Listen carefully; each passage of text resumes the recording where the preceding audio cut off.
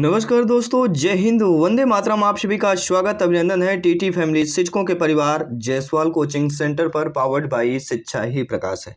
दोस्तों, हम इस क्लास में बात करने वाले हैं मनोविज्ञान CDP part number 9 by Jaiswal sir.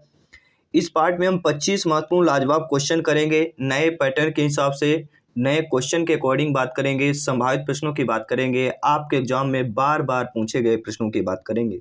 और इसके पहले जो पार्ट 8 कंप्लीट कर चुके हैं, आई बटन पे यहाँ पे आपको ऑलरेडी लिंक मिल जाएगा। और आप सभी जानते होंगे 1000 MCQs का आपका सीरीज चल रही है मनोविज्ञान CDP child development and pedagogy की बात करेंगे। चलिए शुरुआत करते हैं। 25 प्रश्नों में से जान लेते हैं आपका स्कोर क्या है, आप लोगों का फीडबैक क्या है। पहला प्रश्न आप लोगों की स्क्रीन पर है। कल क्लास नहीं हो पा रही, थोड़ा स्वास्थ्य था, आज भी स्वास्थ्य नहीं है, फिर भी चलिए पहला प्रश्न देख लेते हैं। मानव विकास किन दोनों के योगदानों का परिणाम होता है? अभिभावक एवं अध्यापक का, सामाजिक एवं सांस्कृतिक कारकों का, वंशानुक्रम एवं वातावरण का, या इनमें से कोई? सभी कमेंट कीजिएगा। देखिए, मानव विकास जो है किन दोनों के योगदान का परिणाम होता है, तो वह वंशाक्रम एवं वातावरण की बात करेंगे। वंशक्रम यानी जो हमारे दादा दादी वंशक्रम चलता आ रहा है, ठीक है। और वातावरण जहाँ हम रह रहे हैं वहाँ हमारे चारों तरफ का वातावरण की बात करेंगे, ठीक है। तो थर्ड ऑप्शन यहाँ पर सही हो जाएगा, जो कि पिछली पार्ट का हमारा यह मॉक क्वेश्चन था। अगला प्रश्न, निम्नलिखित में से कौन सी विशेषता जो है आंतरिक रूप से अविपरीत बच्चों के लिए सही नहीं होती है? देखिए, आंतरिक रूप से अविपरीत बच्चों के लिए तो आप सभी जानते हैं, चुनौतीपूर्ण कार्य करना पसंद करते हैं, वे कार्य के समय आनंद अनुभव भी करते हैं, और वे कठिन कार्यों में उच्च स्तर की ऊर्जा प्रदर्शित भी करते हैं। वे हमेशा सफल होते हैं। आंतरिक रूप से अविपरीत नहीं होता। हमेशा जो शब्द होता है पेडागोजी में नेगेटिव माना जाता है, क्योंकि ये एटीट्यूड वाला शब्द हो जाता है, ठीक है। तो अकॉर्डिंग टू क्वेश्चंस भी ऑप्शन आपका सही हो जाएगा। थर्ड ऑप्शन की बात करेंगे। थर्ड नंबर क्वेश्चन की बात करेंगे। तीसरा प्रश्न है, किशोरावस्था में संवेगों की तीव्रता किस प्रकार प्रकट होती है? प्रतिकूल पारिवारिक संबंध, व्यवसाय की समस्या, नई परिस्थिति के साथ संयोजन, या उपरोक्त सभी? देखिए, किशोरावस्था के में संवेगों की तीव्रता, किशोरावस्था मतलब सभी परिचित होंगे 12 से लेकर 18 वर्ष तक की अवस्था। तो इसमें जो है संवेगों की तीव्रता जो है किस प्रकार प्रकट होती है? तो प्रतिकूल पारिवारिक संबंध के रूप में भी, व्यवसाय की समस्या के रूप में भी, नई परिस्थिति के साथ संयोजन के रूप में भी। यहाँ पर उपरोक्त सभी जो डी ऑप्शन दिया गया वह हमारा सही हो जाएगा। नो डाउट आप सभी लोग अच्छे तरीके से समझ गए होंगे। अगला, बहिर्मुखी प्रवृत्ति के व्यक्ति या बहिर्मुखी प्रवृत्ति के व्यक्ति कैसे होते हैं? बहिर्मुखी हो गया, आंतरिक हो गया, ठीक है। तो बहिर्मुखी प्रवृत्ति के जिस प्रकार के व्यक्ति होते हैं वे सामाजिक एवं मित्रतापूर्ण व्यवहार के धनी होते हैं। बहिर्मुखी मतलब एक बोलचाल ज़्यादा होता है, चंचल प्रवृत्ति का ज़्यादा होता है, ठीक है। सामाजिकता मित्रतापूर्ण होता है, बातें चीत ज़्यादा करता है। और एक होता है अंतर्मुखी। अंतर्मुखी में, आंतरिक में क्या होता है, इसमें स्वयं में घुटन महसूस करता है, स्वयं में टेंशन में रहता है, ठीक है, स्वयं में सोचता रहता है, किसी से बातचीत ज़्यादा नहीं करता है, ठीक है, वह आंतरिक हो जाता है। लेकिन बहिर्मुखी प्रवृत्ति का व्यक्ति होता है सबसे अच्छा माना जाता है। बाकी आप कहीं भी यूट्यूब, गूगल, फेसबुक, इंस्टाग्राम कहीं भी सर्च करेंगे, बाल विकास शिक्षा शास्त्र by Jaiswal sir, pedagogy by Jaiswal sir, मनोविज्ञान बाई जायसवाल सर, सारी क्लासेज आपको मिल जाएगी। पांचवा प्रश्न है, सामाजिक पैमाने की विधि के अनुसार इनमें से सुपरस्टार अतिमानव वह होता है जिसे? देखिए, सुपरस्टार अंग्रेजी में आपने सभी सुना होगा, ये हमारा सुपरस्टार है, ये हमारा हीरो सुपरस्टार है, ये हमारे लिए प्रधानमंत्री है, ये हमारे लिए मुख्यमंत्री है, ये हमारे लिए सांसद है, सारे कुछ अपने अपने होते हैं, ठीक है। तो सुपरस्टार को हिंदी में क्या कहते हैं? अतिमानव कहते हैं। ये भी आपको नोट कर लेना है, नॉलेजेबल थोड़ा सा पॉइंट है, नोट कर लीजिएगा। तो सामाजिक पैमाने की विधि के अनुसार सुपरस्टार क्या होता है? ज़्यादातर लोगों द्वारा चयन किया जाता है। हम जिसको ज़्यादातर लाइक करते हैं वह हमारे लिए सुपरस्टार, या हिंदी में कहें तो अतिमानव होता है। पहला ऑप्शन सही हो जाएगा। सभी कमेंट कीजिएगा। मेरे प्यारे प्यारे भाइयों की प्यारी प्यारी बहनें, गृहिणी जिनका सपना है टेट एग्जाम को फतेह करना, शिक्षक भर्ती में एक सरकारी सीट अपनी पक्की करना, सभी का वेलकम, अभिनंदन है। जायसवाल सर आप सभी का स्वागत अभिनंदन करते हैं। छठवां प्रश्न, व्यक्ति के मूल्यांकन हेतु प्रयुक्त शब्द साहचर्य परीक्षण विधि का प्रयोग जुंग द्वारा किस वर्ष में किया गया? 1912, 22, 48 या 1910? तो व्यक्तित्व के मूल्यांकन हेतु प्रयुक्त शब्द जो साहचर्य परीक्षण है, इस विधि का प्रयोग तो जुंग द्वारा किया गया, लेकिन किस वर्ष में किया गया है? तो यह आपको सभी जानते होंगे 1910 में किया गया। यहाँ पे फोर्थ ऑप्शन आप लोगों का सही हो जाएगा। आइए बात करते हैं 7वें प्रश्न की। इनमें से कौन सा विकासात्मक कार्य उत्तर बाल्यावस्था में उपयुक्त नहीं होता। देखिए बाल्यावस्था होता है 6 से 12 वर्ष तक की अवस्था, और इसमें से 6 से 9 होता है पूर्व बाल्यावस्था और 9 से होता है 12 में उत्तर बाल्यावस्था। तो बाल्यावस्था पे समझ गए होंगे, यहाँ पे उत्तर बाल्यावस्था भी आपने समझ लिया। ठीक है, तो कौन सा विकासात्मक कार्य जो है उत्तर बाल्यावस्था में उपयुक्त नहीं होगा, निगेटिव बताना है। तो आप सभी लोग जानते हैं सामान्य खेलों के लिए आवश्यक शारीरिक कुशलताएं सीखना, ये हो सकता है। व्यक्तित्व आत्मनिर्भरता प्राप्त करना, बिल्कुल सही बात है। अपने हम उम्र बालकों के साथ रहना सीखना, ठीक है, ये भी तीनों सही है। लेकिन क्या उपयुक्त नहीं है, तो पुरुषोचित या स्त्रियोचित सामाजिक भूमिकाओं को प्राप्त करना, ठीक है, ये आपका बाल्यावस्था में उपयुक्त नहीं होता, उत्तर बाल्यावस्था नहीं होता। ये पहुंच जाता फिर आपका किशोरावस्था, 12 से लेकर 18 वर्ष तक की अवस्था। पूर्व किशोरावस्था में शुरुआत होती है, परिपक्वता आपके, ठीक है, पुरुषोचित या स्त्रीयोचित सामाजिक भूमिकाओं की बात करें तो परिपक्वता की बात करेंगे तो उत्तर किशोरावस्था की बात करेंगे। 8वां प्रश्न है साथियों, अधिगम में प्रयत्न व बोल के सिद्धांत का प्रतिपादन किसने किया। वाटसन ने, ईपी पावलोव ने, गुथरी ने किया, थार्नडाइक महोदय जी ने किया। देखिए प्रयत्न और बोल का सिद्धांत का जब भी जिक्र होता है आपके थार्नडाइक मनोवैज्ञानिक का नाम सिरोपर ही आता है। थार्नडाइक मनोवैज्ञानिक ने 2 नियम दिए थे, एक मुख्य नियम जिसे हम अभ्यास का नियम, तत्परता का नियम, प्रभाव का नियम कहते हैं। दूसरे गौण नियम, मुख्य नियम 3 है, गौण नियम आपके 5 हैं। गौण नियम 5 कौन कौन से हैं? बहुप्रत क्रिया का, मनोवृत्ति का, आंशिक क्रिया का, आत्म क्रिया का, साहचर्य क्रिया का नियम। ये हमारे 5 नियम गौण है और 3 नियम आपके मुख्य नियम है, हम बात करेंगे। तो अधिगम व प्रयत्न और बोल का सिद्धांत का जब भी जिक्र होता है थार्नडाइक मनोवैज्ञानिक का नाम सिरोपर ही आता है। डी ऑप्शन को यहाँ पे हम सही कर लेंगे। अगला प्रश्न, इनमें से कौन सा मत अंतर्दृष्टि द्वारा सीखने की व्याख्या करता है। मनोविश्लेषणवाद, व्यवहारवाद, संबंधवाद, गेस्टाल्टवाद। देखिए साथियों, जब भी अंतर्दृष्टि की बात की जाती, अंतर्दृष्टि मतलब हमारे अंतरात्मा की दृष्टि, हमारे मन में जो रहता है, विचार रहते हैं, अपने मन के अनुसार जो हम देखते हैं, सोचते हैं, तो अंतर्दृष्टि द्वारा सीखने की व्याख्या जो आपका गेस्टाल्टवाद करता है। डी ऑप्शन यहाँ पे सही कर लीजिएगा। आइए बात करते हैं अगले प्रश्न की। 10वां प्रश्न है, शैक्षिक विकास में मूल्यांकन का अर्थ क्या होता है। जी हाँ, छात्रों का प्रगति का आकलन करना, कक्षा अभिलेखों का मूल्यांकन, कार्य निष्पादन का मूल्यांकन, ज्ञान क्षमता का मूल्यांकन।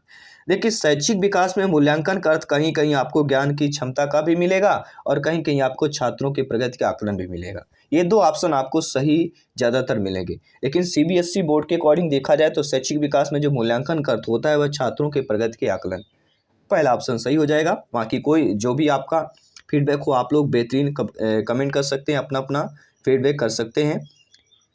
अगला प्रश्न है, व्यक्तित्व भिन्नता का अर्थ क्या होता है। यानी हमारे और आप में जो भिन्नताएं पाई जाती हैं, हमारे चारों देखेंगे कहीं ना कहीं व्यक्तिगत विभिन्नताएं पाई जाती हैं और इसका यही अर्थ होता है कि कोई 2 व्यक्ति शारीरिक, मानसिक योग्यता और संवेगात्मक दशा में एक जैसे नहीं हो सकते हैं। यही हमारी व्यक्तिगत विभिन्नता का अर्थ। बी ऑप्शन यहाँ पे सही कर लीजिएगा। नो डाउट आप सभी लोग आई होप अच्छे तरीके से समझ चुके होंगे। अगला प्रश्न है, ईपी पावलोव ने सीखने के अनुबंधन प्रक्रिया सिद्धांत का प्रतिपादन किया, लेकिन किस पर प्रयोग करके किया था। देखिए जो कठिन प्रश्न था वो प्रश्न पर ही उत्तर दे दिया गया। यानी कि सीखने के अनुबंधन प्रक्रिया का सिद्धांत किसने दिया, ईपी पावलोव ने दिया। और सभी जानते हैं ईपी पावलोव ने किस पर प्रयोग किया, कुत्ते पर प्रयोग किया। बंदर पर आपके कोहलबर्ग ने किया, चूहे पर किसने किया था, किसकी बात स्किनर की बात करेंगे, ठीक है। लेकिन यहाँ पर हम ऑप्शन नंबर सी की बात करेंगे ईपी पावलोव के साथ। और थार्नडाइक मनोवैज्ञानिक का जिक्र होता है किस पर प्रयोग किया गया है, सभी करते हैं। जो बिल्ली की बात करेंगे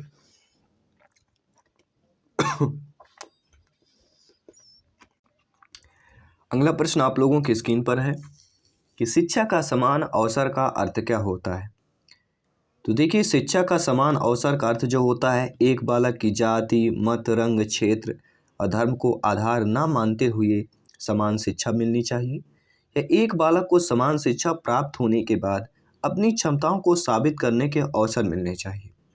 यह एक बालक को बिना किसी भेदभाव के समान विधियाँ, सामग्री उपयोग करके पढ़ाना चाहिए। या ऑप्शन नंबर डी की बात करेंगे कि एक बच्चे को ऐसी शिक्षा प्रदान करनी चाहिए जो उसके भावी व्यवसायिक जीवन के लिए सबसे उपयुक्त हो। देखिए यहाँ पे बच्चों को ऐसी शिक्षा प्रदान की जाए जो उसके भावी व्यवसायिक जीवन के लिए सबसे उपयुक्त की बात करेंगे, ठीक है। तो शिक्षा का देखिए समान अवसर का अर्थ क्या होता है? समान अवसर मतलब सभी को समान अवसर देना चाहिए। एक बालक की जाति, मत, रंग, क्षेत्र, धर्म को आधार ना मानते हुए समान शिक्षा मिलनी चाहिए। ये भी एक ऑप्शन हो सकता है। एक बालक को समान शिक्षा प्राप्त होने के बाद अपनी क्षमताओं में साबित करना अवसर, ये चीज़ें नहीं है। अवसर ये शब्द नहीं होता है। एक बालक को बिना किसी भेदभाव के समान विधियों, सामग्री का उपयोग करके पढ़ाना चाहिए, ये भी हो सकता है। लेकिन अवसर की बात करेंगे, या एक बच्चे को ऐसी शिक्षा प्रदान करनी चाहिए जो उसके भावी व्यावसायिक जीवन के लिए सबसे उपयुक्त हो। देखिए अवसर की अगर बात करें तो एक बालक की जाति, मत, रंग, क्षेत्र और धर्म को आधार ना मानते हुए भी समान शिक्षा मिलनी चाहिए, ये आपका अवसर है। यानी ये अवसर शब्द मतलब ये हो गया समान अवसर, समानता का अधिकार। अवसर मतलब सभी को एक समान अवसर मिलना चाहिए, उसका जाति, मत, रंग, क्षेत्र ये सारी चीज़ें नहीं करनी चाहिए। ठीक है, बात करेंगे अगले प्रश्न की। हार्वर्ड गार्डनर के बुद्धि का सिद्धांत किस पर बल देता है? देखिए जब भी हार्वर्ड गार्डनर के बुद्धि के सिद्धांत का जिक्र होता है, यानी हार्वर्ड गार्डनर का सिद्धांत किससे संबंधित है? बुद्धि से संबंधित है। और ये जो सिद्धांत किस पर बल देता है? तो प्रत्येक व्यक्ति की विलक्षण योग्यताओं पर बल देता है। डी ऑप्शन को सही कर लेना है। अगला प्रश्न आप लोगों की स्क्रीन पर है कि प्रतिभाशाली विद्यार्थी कैसे होते हैं? अभिसारी चिंतक, अपसारी चिंतक, बहिर्मुखी या बहुत परिश्रमी होते हैं? देखिए प्रतिभाशाली जो विद्यार्थी होते हैं, स्टूडेंट जो होते हैं, वह अपसारी चिंतक के होते हैं। किस प्रकार के होते हैं? अपसारी चिंतक के प्रवृत्ति के होते हैं। ठीक है, या कह सकते हैं हम बहिर्मुखी व्यक्तित्व की बात करेंगे।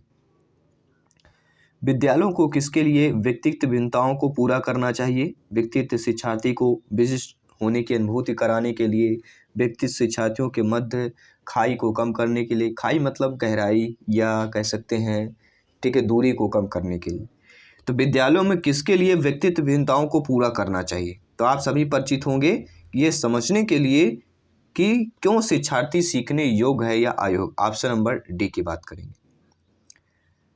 अगला प्रश्न, निम्नलिखित में से कौन सा बुद्धि के मापन में प्रयोग नहीं किया जा सकता है? सभी बताइएगा किसका नहीं किया जा सकता है। देखिए बुद्धि के मापन का अगर जिक्र करें तो आप सभी लोग परिचित होंगे, 4 ऑप्शंस आपके दिए गए।